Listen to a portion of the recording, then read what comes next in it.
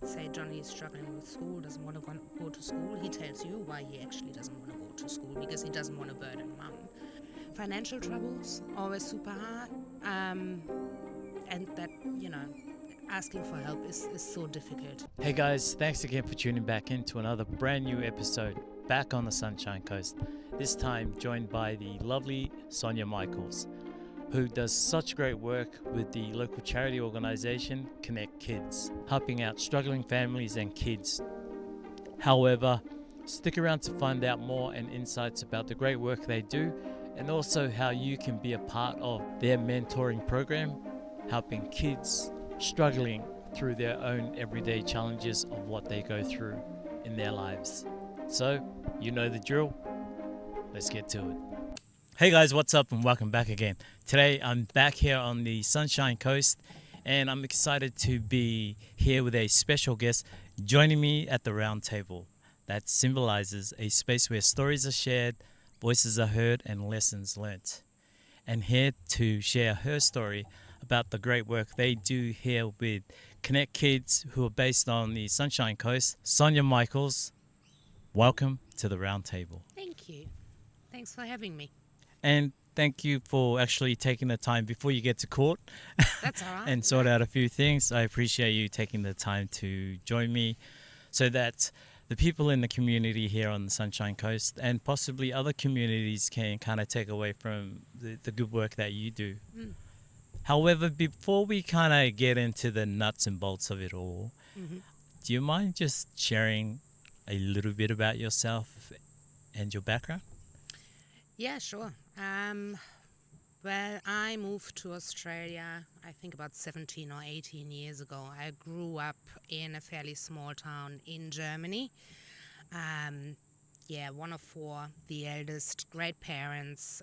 My parents used to foster care a fair bit because we had a little village with kids next to our home, and they took people in and out. So, I was always taught that whenever you can and you're able to, try and give back.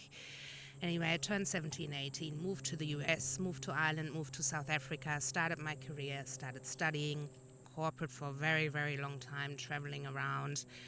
And somehow ended up in Australia, forgot all about it, set myself up, and then, backpacked, ended up in Melbourne, worked for large corporate companies, quit, in essence, got a bit sick, had to quit, started my own little business, and moved to the country, moved into a big house and started taking kids in, started to become a foster carer. So that initially started because a friend of mine was in need of a bit of respite. She had a foster kid, so I got accredited and was just intending on helping her out.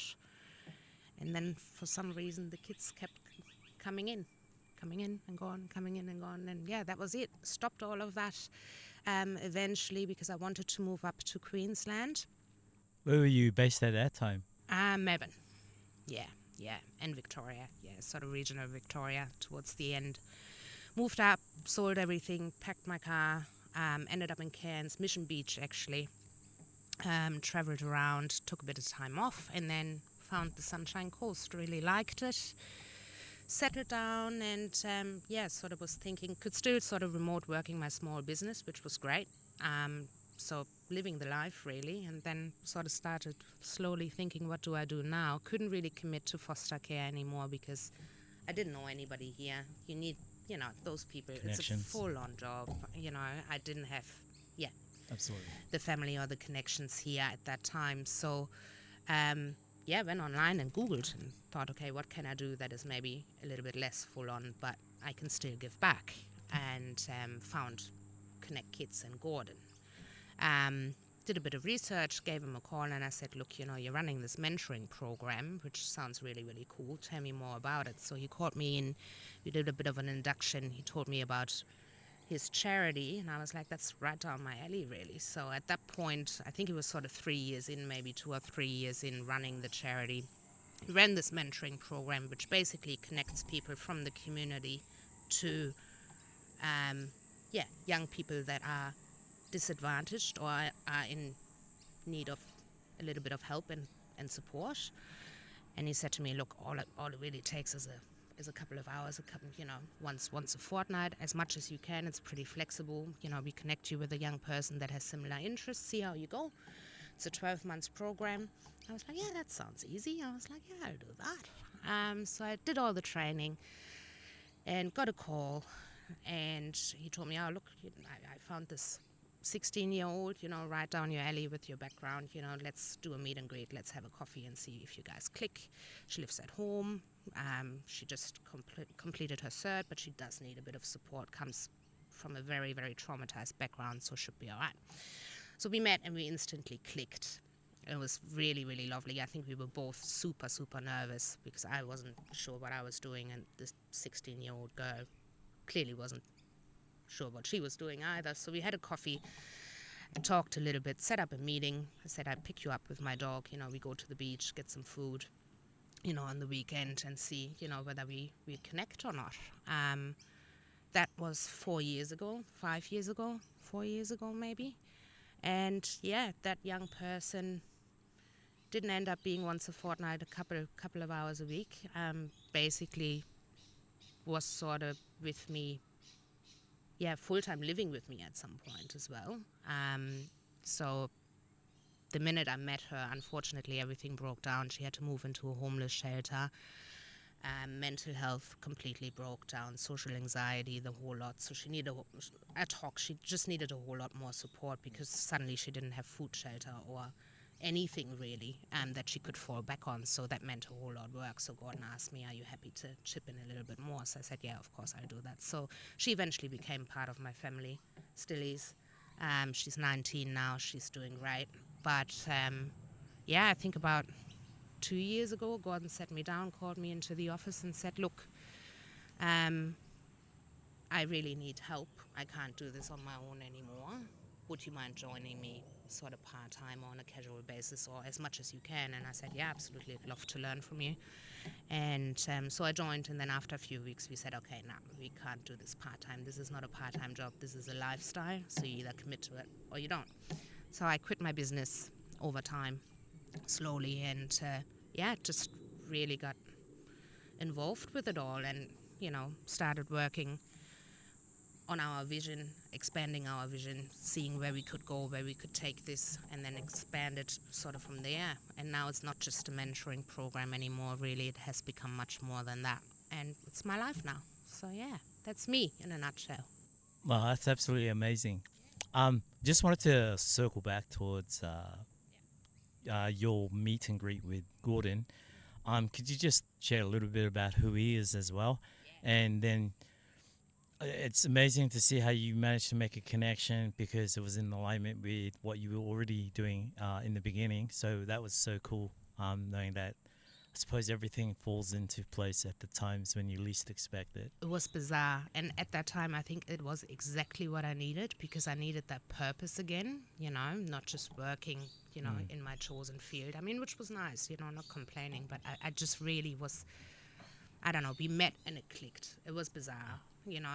Gordon's been on the coast for, I don't know, 20, 30 years. He, by trade, is a stockbroker. I'm from corporate, so I think we sort of have a similar way of working anyway, isn't it? But, yes, he just ran surf camps, was, a chairman or board member with the board meeting charity, looking after or getting funding for disadvantaged youth for years and years and years, was part of Sunny Kids for a little while, and then decided to go out on his own because he really believed in this mentoring program. Went out, did it for free for many, many years.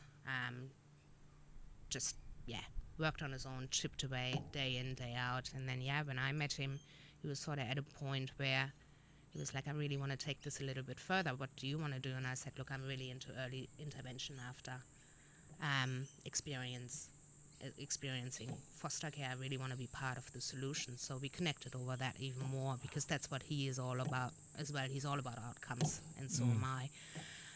So just a great guy. First and foremost, my friend. And I just took off from there. Can't explain it to you. It was really weird. It just came at the right time for both of us, I reckon. Oh, I think it sounds like it was meant to be. I think so. A miracle or magic, whatever you want to call it. It was, the universe. uniting you both together, that Yeah. share a common cause. Yeah, he's a great mentor. You know, he shares his knowledge. I'm so, so grateful. When I went in, yeah, I had that experience in foster care, but you don't really get taught a whole lot um, whilst you're in that sort of system. So, you know, the knowledge over the years that he's shared with me, you know, the strategies, you know, the people that he's connected me to, very, very selfless. And for that, I'll always be grateful, you know. Nice. Yeah. That's Yeah. absolutely awesome. Mm. Awesome to hear. So now that Yeah. you're in, what is your role as? So my title is CEO, but that's just a title because I'm not a typical CEO. I don't sit behind my desk. None of us do. Gordon doesn't as chairman. I don't. That's I pretty cool. run the charity day to day. I'm the person on the ground at the moment. So anything really that gets thrown at us, right? So we get referrals from, could be a guardian that is struggling with their young person or themselves. It could be another agency. It could be child safety. It could be youth justice. It could be the Angli Cares, the United Cares. You know, whoever is yeah, In is need. here in the need. You know, they might reach out to us.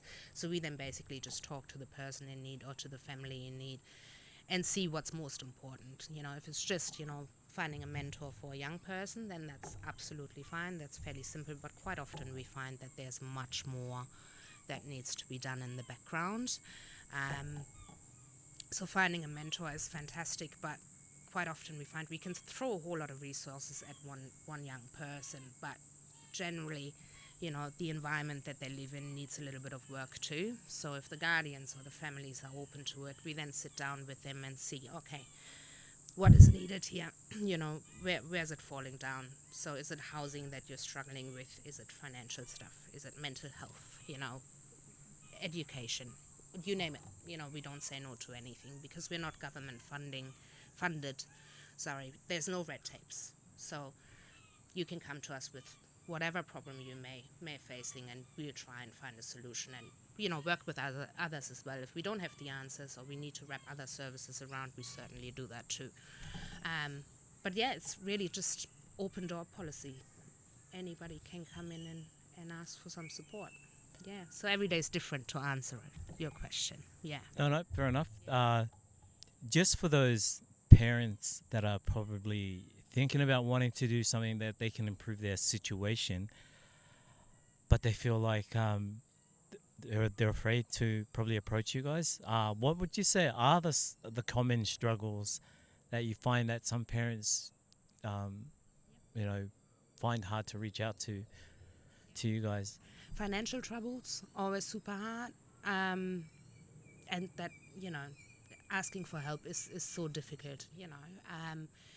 Financial struggles always. Homelessness, big topic on the Sunshine Coast. We have so many families and young people that are on the streets, that are in emergency accommodation or are waiting for emergency accommodation, not even in crisis housing. Education, children disengaged from school, parents being embarrassed, not knowing what's going on, thinking it's their fault, you know, struggling to put their finger on it. Um, Parents who fear that their children or young people or themselves, you know, might, you know, have a disability. They don't know where to start, you know, where to go, where do I get help, how do I get assessments done, who can advocate for me. Filling out those forms when you try to access the NDIS, for example, is incredibly daunting. Even for me, filling them out, you know, I get really flustered at the best of times. So imagine a parent who's already stressed trying to get their kid help. But again, you know, that stigma of asking for help is definitely always there. And, you know, we try and look, we don't judge, you know, like you come in, you say you have a problem.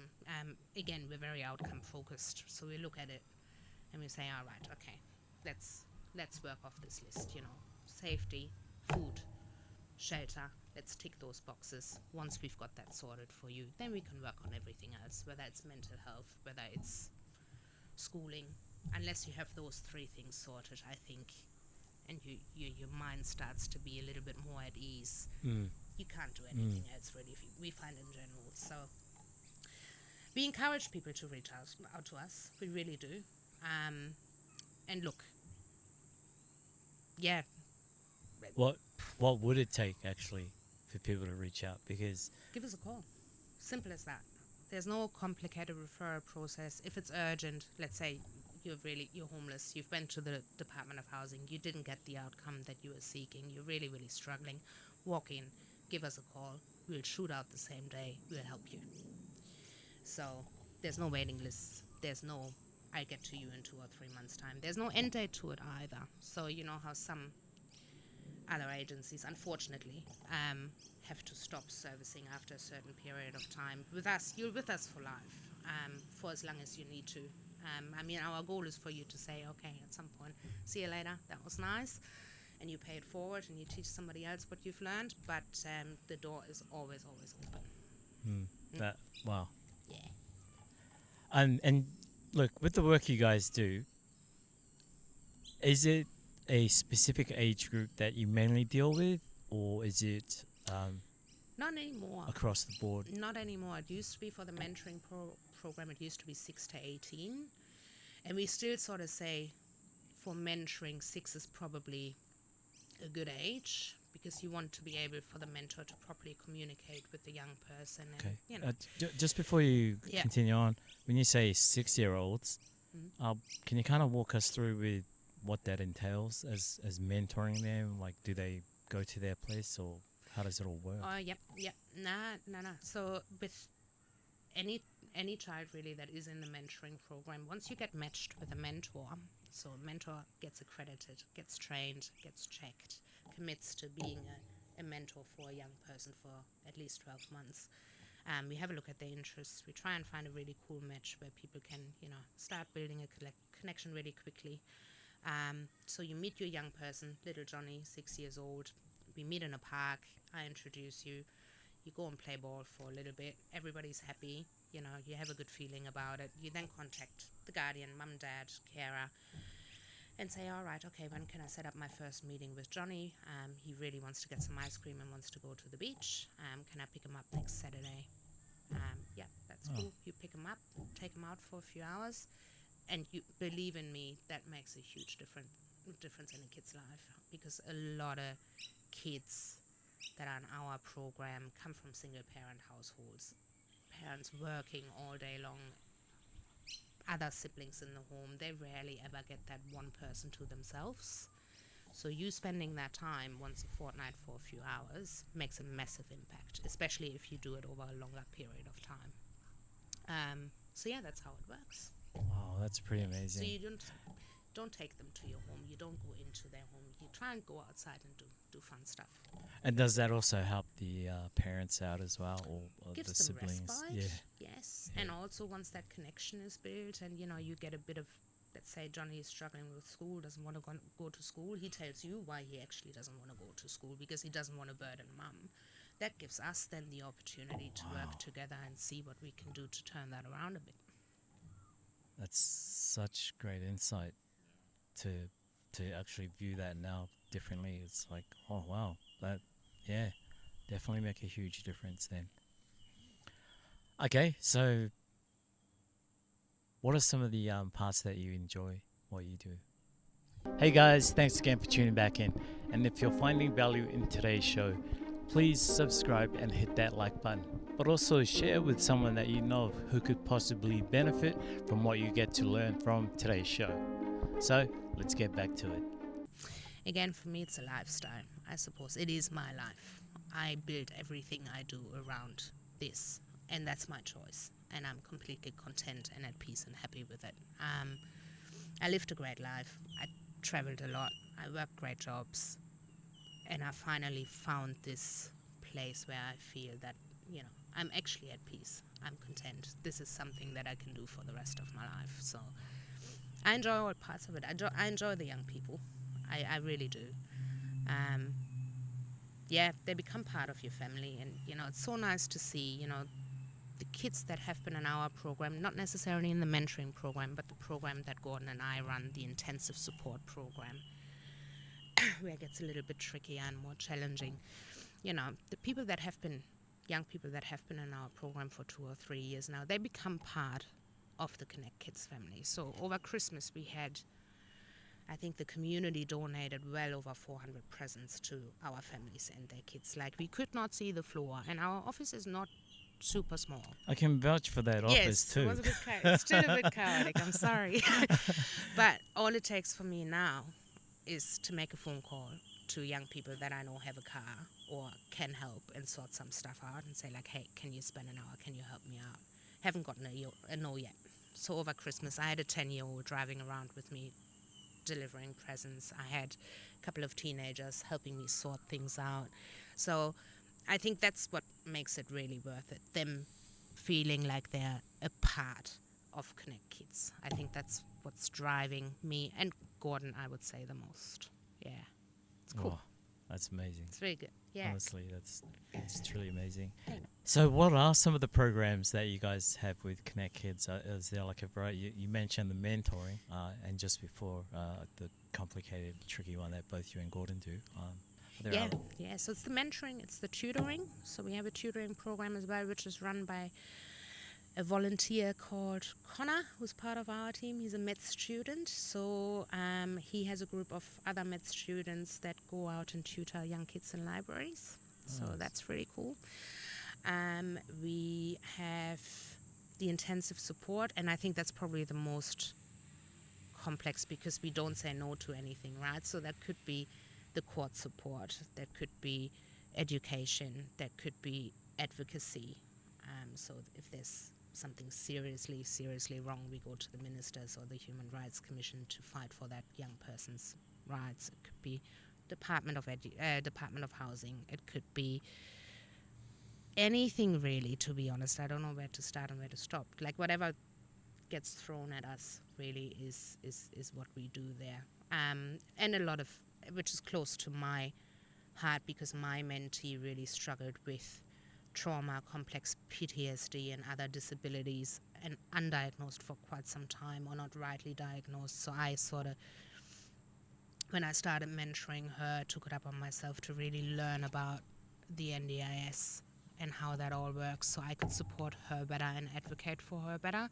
So that's sort of morphed into almost like an advocacy on its own. I think we got 30 or 40 people and families access last year, and it's a huge process to do that. It's very, very time consuming. So even other agencies are now referring to us because they can't actually provide that advocacy. Yeah. So, Wow. yeah, pretty much. Sounds that's like it, I a reckon. never-ending It is never ending. Yeah. uphill battle for you guys to continue to, meet the needs of those that are struggling with all sorts of areas in their lives. How are you guys able to maintain keeping the doors open? I had a few tricky months here and there. Yep, for sure. Well, as I said, Gordon founded the charity well before my time and did it for free for a very long time.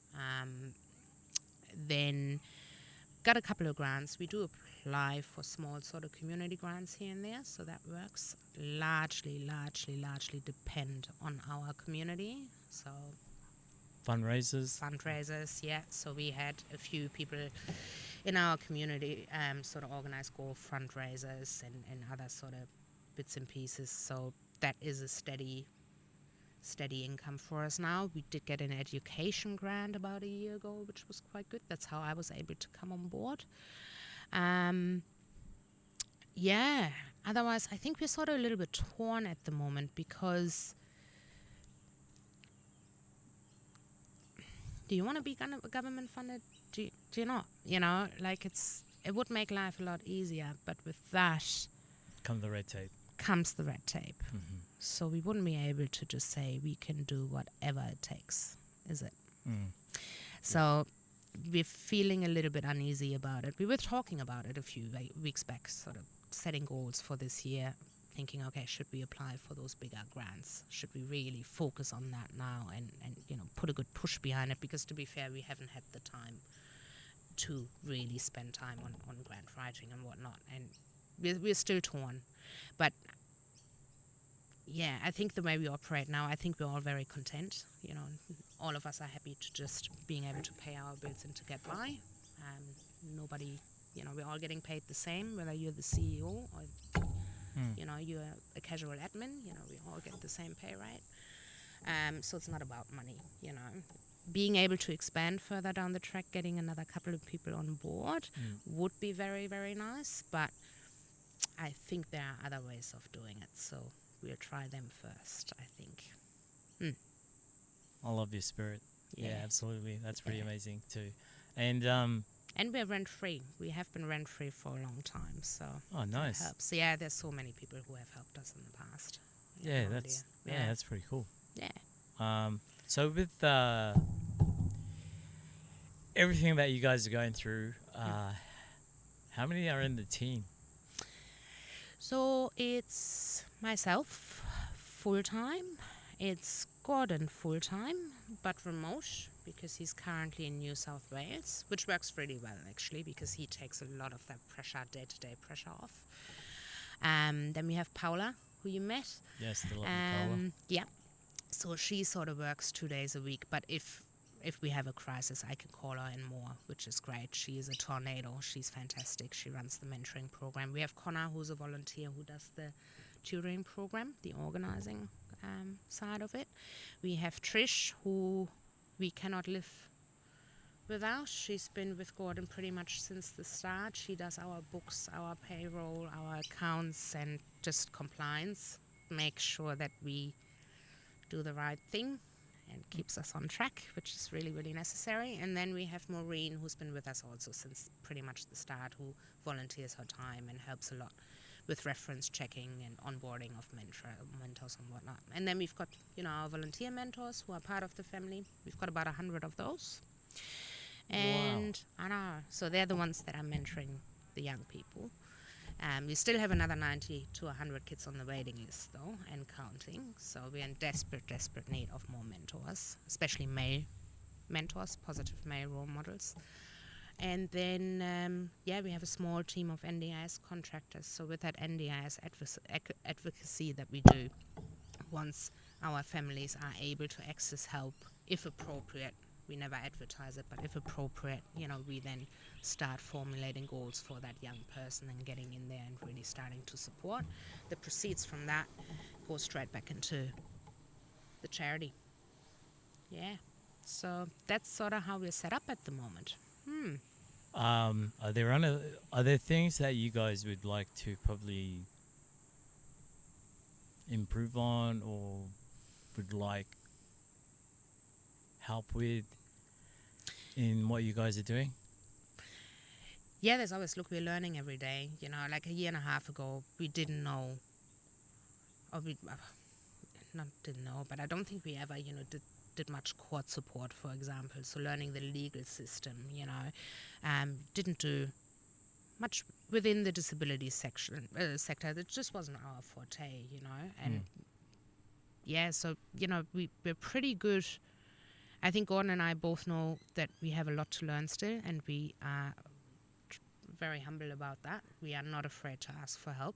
So and people are luckily, a lot of people in our community that are experts in their field. If we give them a call and we ask for advice, they help us through it every single time. So it's just continuous learning for us. But for us, it's really just how to make sure that we're sustainable, and how can we make sure that we reach as many people as possible. So potentially, hopefully, expanding a little bit in future without losing that touch. Oh, that's awesome. And what are the future goals for Connect Kids this year?